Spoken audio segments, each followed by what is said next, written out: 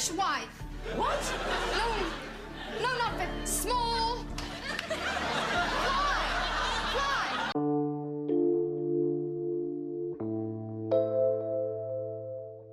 Without a doubt, BBC's Fawlty Towers is considered one of the best sitcoms ever made, with only 12 half-hour episodes over the course of 2 seasons. But given the sheer level of success the show had, it feels almost criminal that it didn't go on longer. This hilarious show about a snotty, prickly hotel owner, his nagging wife, and their 2 lovable but dysfunctional employees was a sensation.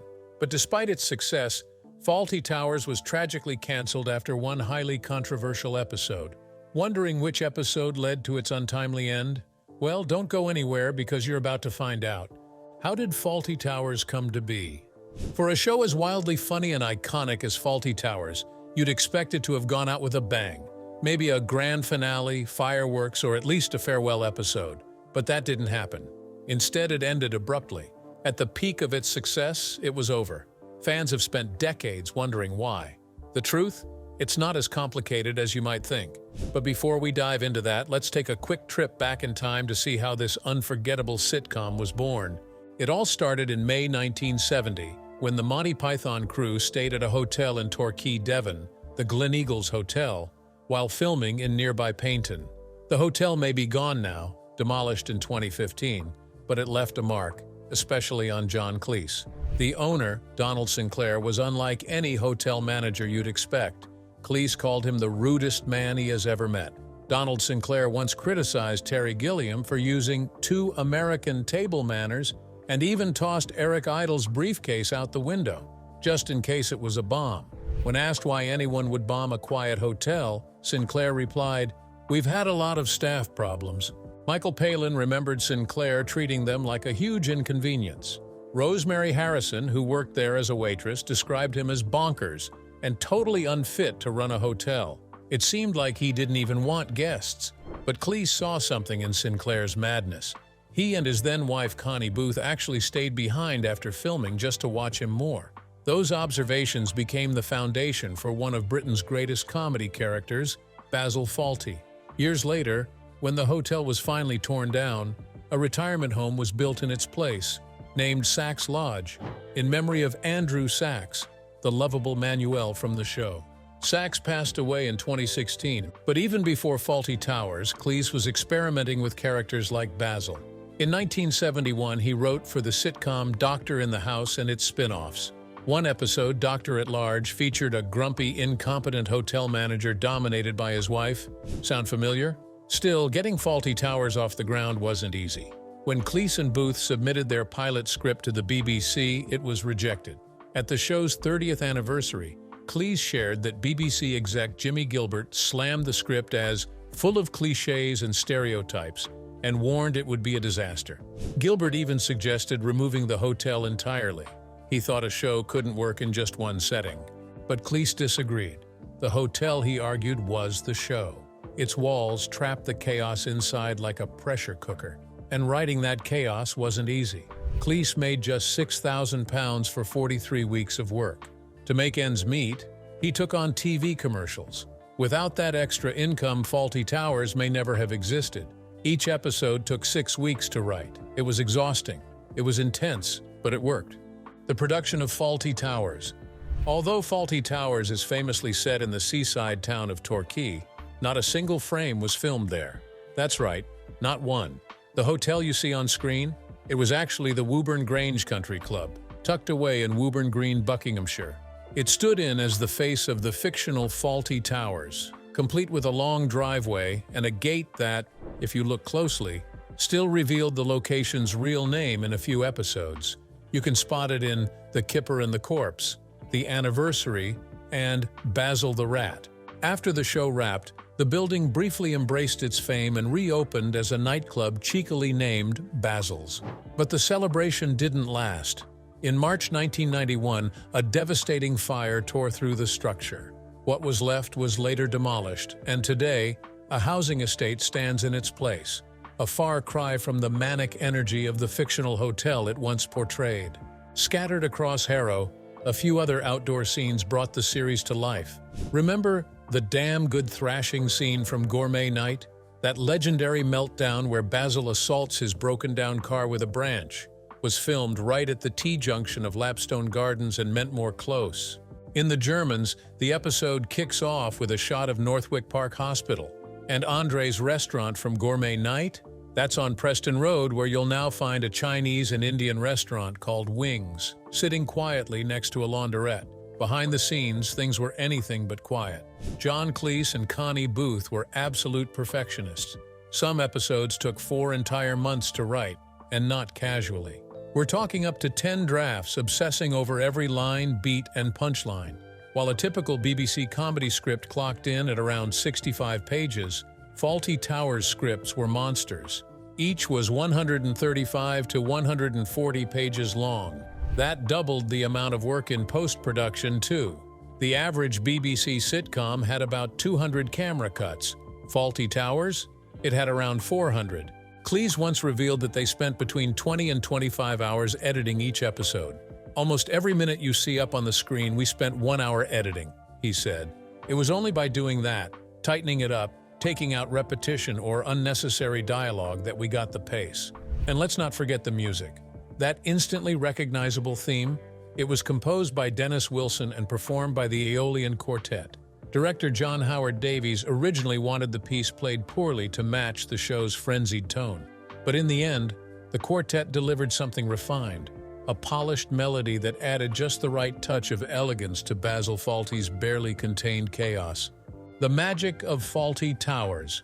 Fawlty Towers was literally the hotel where everything that can and does go wrong, thanks to its wildly mismatched and hilariously chaotic staff. At the heart of it all is Basil Fawlty, the short-tempered manager played by John Cleese. Rude, snobbish, and perpetually on the edge of a breakdown, Basil is the last person who should be running a hotel. Dreaming of a posh clientele but stuck serving guests he despises, Basil's own bad behavior and constant blunders sabotage his every effort. Keeping him in check, most of the time, is his sharp-tongued wife, Sybil Fawlty, played by Prunella Scale. She might appear calm on the surface, but she is ready to explode at any moment. Sybil, of course, is more practical than Basil, though just as intimidating. While she manages the chaos with a cool head, her lack of ambition frustrates her ever-aspiring husband. Then there's Manuel, the well-meaning but hopelessly confused waiter from Barcelona, played by Andrew Sachs. Hired because he was cheap, Manuel's poor English and Basil's poor Spanish make every interaction a disaster waiting to happen. Still, his eagerness to please somehow makes him endearing to viewers, despite the trail of chaos he always leaves behind. And finally, there's Polly Sherman, played by Connie Booth. Connie is the underpaid part-time waitress who somehow holds the entire place together. Smart, capable, and endlessly patient, Polly balances her job with a side hustle selling sketches, all while cleaning up everyone else's mess. Together, they make Fawlty Towers the most dysfunctional and funniest hotel in Britain. But even though the show was raking in millions of views, bringing family together every night, it came to an end abruptly, and the reason for this will shock you. What controversial Fawlty Towers episode took it off screen?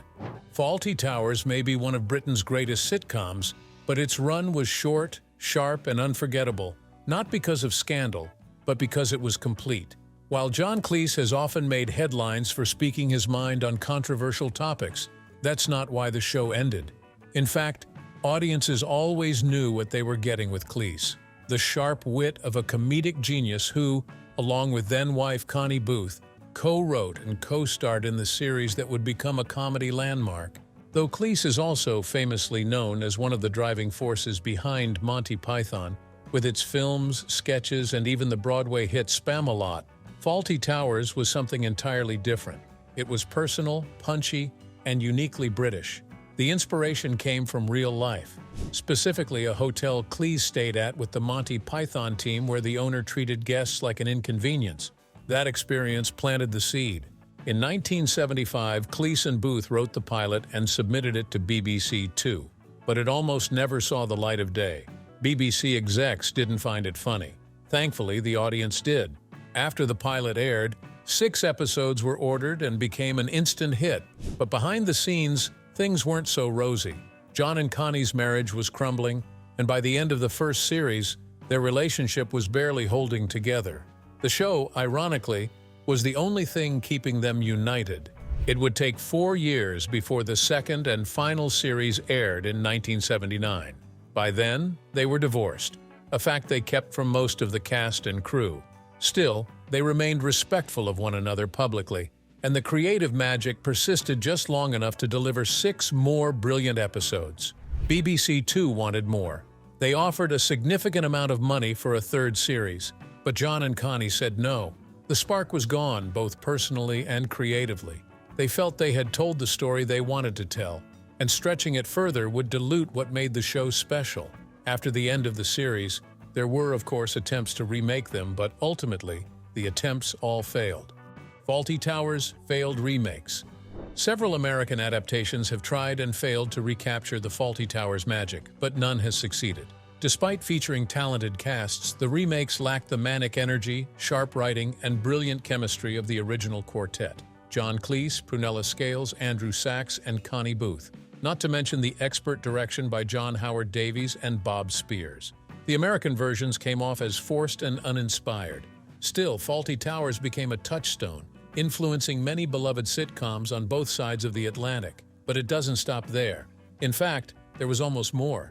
In a DVD box set interview, later quoted in Fawlty Towers Fully Booked, Cles revealed he and Booth once considered a feature-length special in the 1990s.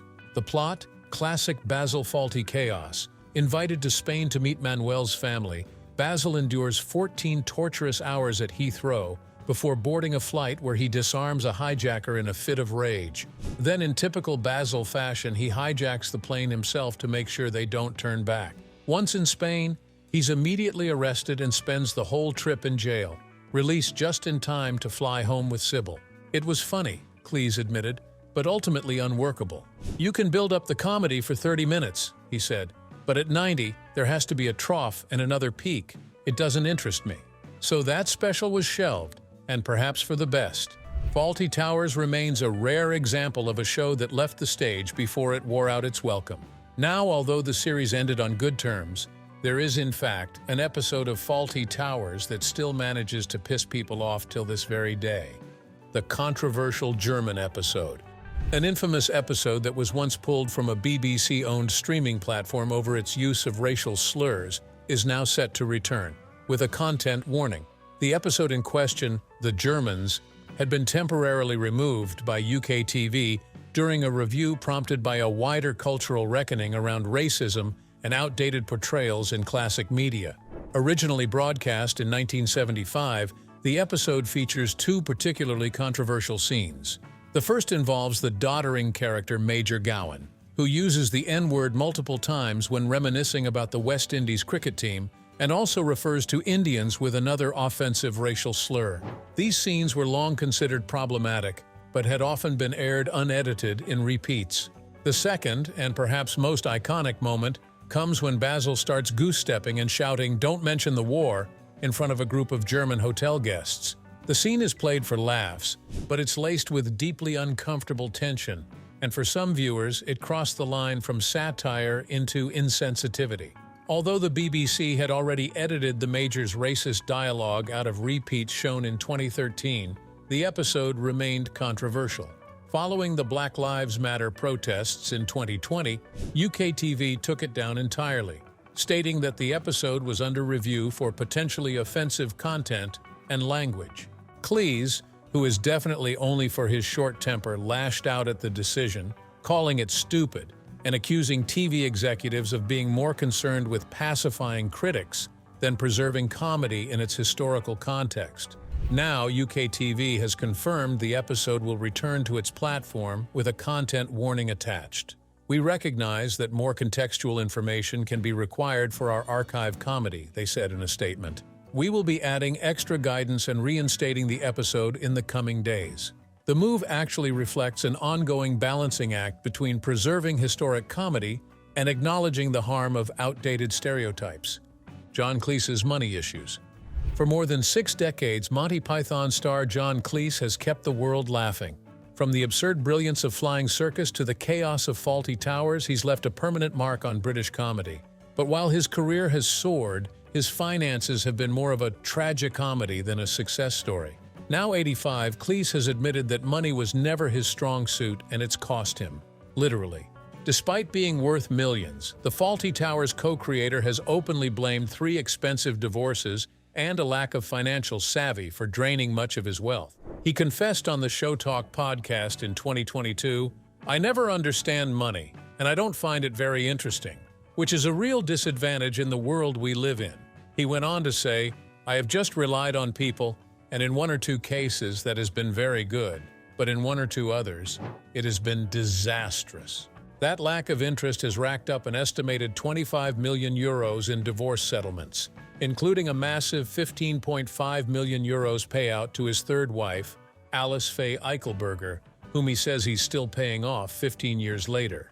His other marriages, to Fawlty Towers co-star Connie and actress Barbara Trentham, also ended in costly breakups. Married now to his 4th wife, Jennifer Wade, Cles hasn't stopped poking fun at his financial missteps.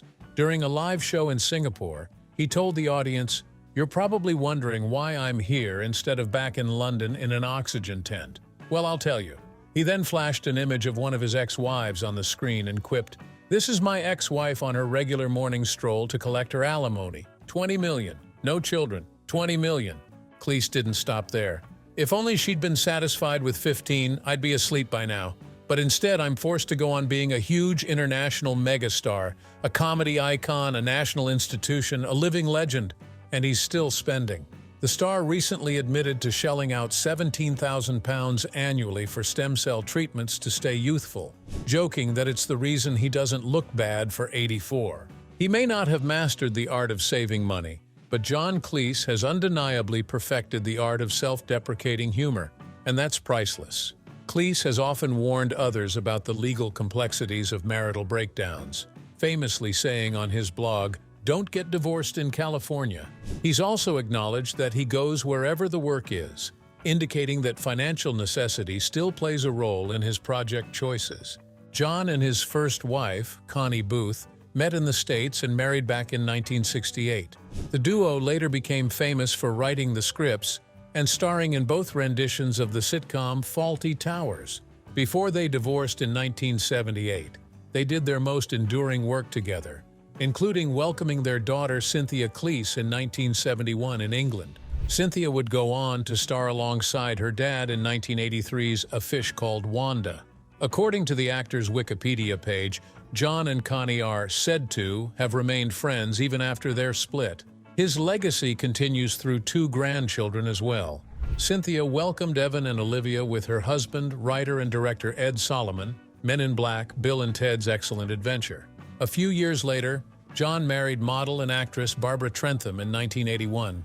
The British beauty notably appeared on the covers of British versions of mainstay magazines, including 17 and Vogue, and had a role in the 1975 sci-fi flick Rollerball.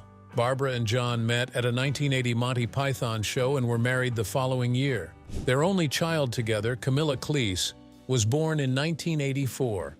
The couple separated in 1987 and divorced in 1990. Sadly, Barbara passed away on August 2, 2013, after a battle with leukemia.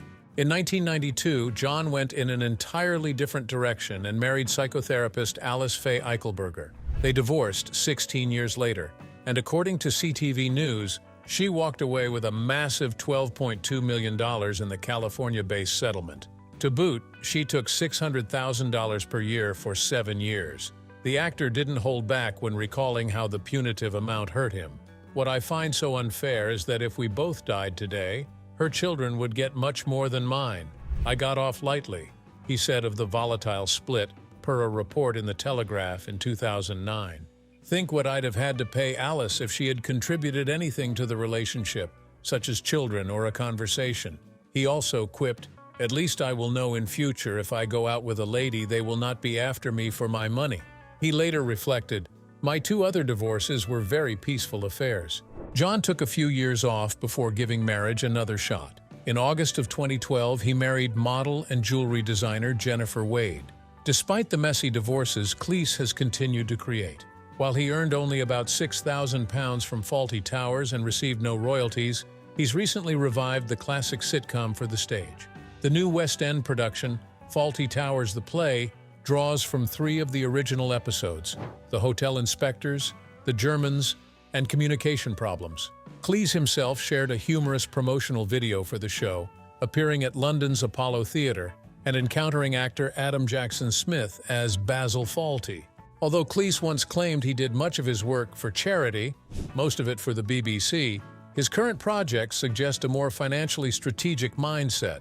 His role as host of the Dinosaur Hour on GB News, a platform for his outspoken views, is another example of staying active while leveraging his reputation.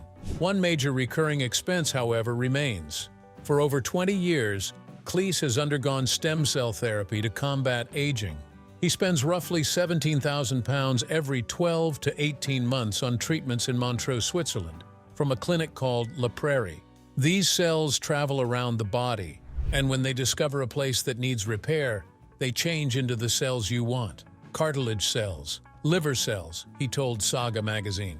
If you're buying yourself a few extra years, I think it's worth it. While his finances have stabilized in recent years, Cleese's legacy is now a blend of unmatched comedic genius and cautionary financial tales. Still sharp, still self-deprecating, and still standing at 85, he credits both stem cell therapy and the companionship of his younger wife with keeping him feeling youthful. "It is sad to think I shall die sometime before she will," he admitted, "but I'm in pretty good health. I'm not fit, but the doctors don't yet know what I'm going to die of." Why do people have issues with John Cleese? John Cleese is now just as known for his off-putting behavior and tone-deaf opinions as he once was for his comedy. These days, he spends more time complaining about cancel culture, feuding with former colleagues, and airing regressive views than making people laugh. Many fans now wonder, was Cleese always like this? The answer seems to be yes. He just used to be funnier, which made people more willing to overlook his behavior. His more recent controversies include saying that London is no longer an English city because of immigration and blaming Asians for the fact that his James Bond character was written out of the franchise, rather than admitting audiences didn't need him in the role. He's also infamously disliked in Palmerston North, New Zealand, where locals were so offended by his remarks that they named a garbage dump after him. Even back in his Monty Python heyday, Cleese wasn't exactly beloved behind the scenes. Other Pythons described him as difficult, and Terry Jones once threw a typewriter at his head. During Fawlty Towers, Cleese physically hit actor Andrew Sachs, who played the waiter Manuel, instead of just acting the part. Sachs later told The Guardian in 2014 that Cleese never stopped, and once hit him so hard, he fell over and couldn't get up. When Sachs brought it up afterward, Cleese dismissed it. Sachs recalled saying he was hurt and hadn't received an apology, to which Cleese reportedly replied, "You are not doing a long run in the West End. It's once in your performance. Pull yourself together and I'll buy you another baby cham." Connie Booth, Cleese's ex-wife and Fawlty Towers co-writer, once said Basil Fawlty's character was partly based on Cleese's real-life flaws, including his hostility toward immigrant workers. She described writing the show as kind of like therapy. Even in his big Hollywood moment, Cleese still couldn't avoid controversy. In A Fish Called Wanda, 1988, Michael Palin's character Ken has a stutter that's played for laughs and supposedly cured when he kills someone. The National Stuttering Project protested, not because the film was joking about stuttering, but because it reinforced a false belief that stuttering comes from emotional problems. The producer, Michael Schamberg, acknowledged their concerns and clarified in a letter that the film was never meant to represent all people who stutter. He said the goal was to show how one person might react in absurd situations, and he respected the group for pushing back against harmful stereotypes. Cleese, though, wasn't interested in any of that. He reportedly responded by saying, "We also had a lot of complaints about the Kevin Kline character from the American Association of Stupid People," adding, "We don't laugh at perfection." In short, it seems Cleese's arrogance, insensitivity, and refusal to listen have always been there. The only difference now is that he's no longer making anything good enough to hide it. Though Sachs was a victim of Cleese's dirty jokes on set of Fawlty Towers, this would not be the last time. The prank phone call. In 2008, the BBC issued a formal apology to Andrew Sachs after a pre-recorded Radio 2 show hosted by Russell Brand featured a string of crude answer phone messages left by Brand and Jonathan Ross. Towers, hello. I was just doing it, you stupid woman. I just put it down to come here to be... The pair had phoned Sachs when he missed a scheduled interview and went on to make deeply offensive jokes, including claims that Brand had had intercourse with Sachs's granddaughter and remarks suggesting Sachs might kill himself as a result. The BBC said in a statement that they had received a letter of complaint from Sachs's agent and acknowledged that the broadcast included unacceptable and offensive content. They added, "We would like to sincerely apologize to Mr. Sachs for the offense caused. We are reviewing how this came about and are responding to Mr. Sachs personally. We also apologize to listeners for any offense caused." Despite the messages being recorded 9 days earlier, on October 18th, they were broadcast without being flagged, a failure the BBC pledged to investigate. Ross reportedly left a message saying that Brand had slept with Sachs's granddaughter. Brand denied the claim, then immediately made it worse by adding, "Oh no, I have revealed I know her name." They later joked about Sachs hanging himself and followed up with multiple fake apology calls that only added more innuendos. At one point, Brand even sang a mock apology. "I said some things I didn't ought to, like I had with your granddaughter, though it was consensual." Brand gave a partial apology on his October 25th show, saying, "I would like to take this opportunity to issue a personal Russell Brand apology to Andrew Sachs for a message Jonathan and I left on his answer phone, but it was quite funny." He then shifted blame onto the press, using the opportunity to attack the Mail on Sunday by bringing up its parent company's historical support for fascism. Did you enjoy watching Fawlty Towers? And what do you think about John Cleese? Share your thoughts with us in the comments below. Remember to like, share, and subscribe for more. Also, click the following video shown on your screen. You will enjoy it. He argued, "What's worse, leaving a swear word on Andrew Sachs's answer phone, or tacitly supporting Adolf Hitler when he took charge of the Third Reich?" The incident caused outrage, with the BBC receiving over 500 complaints and prompting public debate about broadcasting standards. While Brand tried to frame it as edgy humor, most saw it for what it was: cruel, juvenile, and deeply disrespectful.